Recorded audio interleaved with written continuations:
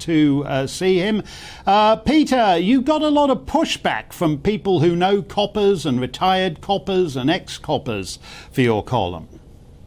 Well, for a long time I've been contacted, particularly by older and retiring police officers who are full of grief about what's happened to the job they used to love doing and which they now find has gone down the plumbing. I've been writing about this for a very long time. I published almost 20 years ago now a book called The Abolition of Liberty, in which I explained what had happened to the criminal justice system of England and Wales, and why, in fact, it was a threat to the liberty of all that crime was no longer punished, which it isn't, and no longer prevented, which it isn't.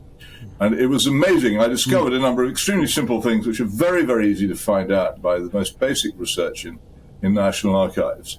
And I kept on saying them, and I've pressed that book, The Abolition of Liberty, into the hands of a serving Home Secretary, a Commissioner of the Metropolitan Police, a man who went on to become a chief of the College of Policing, and many other influential people in criminal justice and policing. And only one of them has ever written back to me or shown any signs of having read it. You can't get it across. People don't want to do anything about it. It's the extraordinary thing.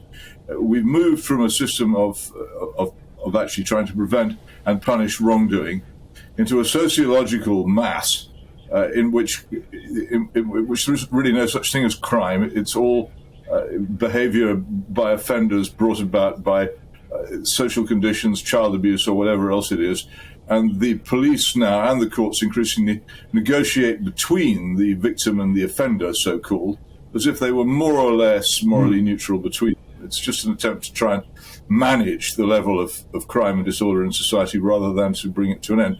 And what you cannot do with modern police officers, particularly who are part of the system, is get them to understand what the job used to be when the job of the police was to be present on the streets and to be seen all the time, and by being present to deter crime and disorder at its lowest level. And if you do that, as the research of James Q. Wilson has demonstrated, if you actually prevent the smaller crimes being committed, you prevent the larger ones being committed too. They simply don't understand what I'm talking about. They say, but we react incredibly quickly. I said, what use is it to react to a mugging, a stabbing, or a burglary? You cannot, having done so, unmug, unstab, or unburgle the person involved. It's happened. You're too late.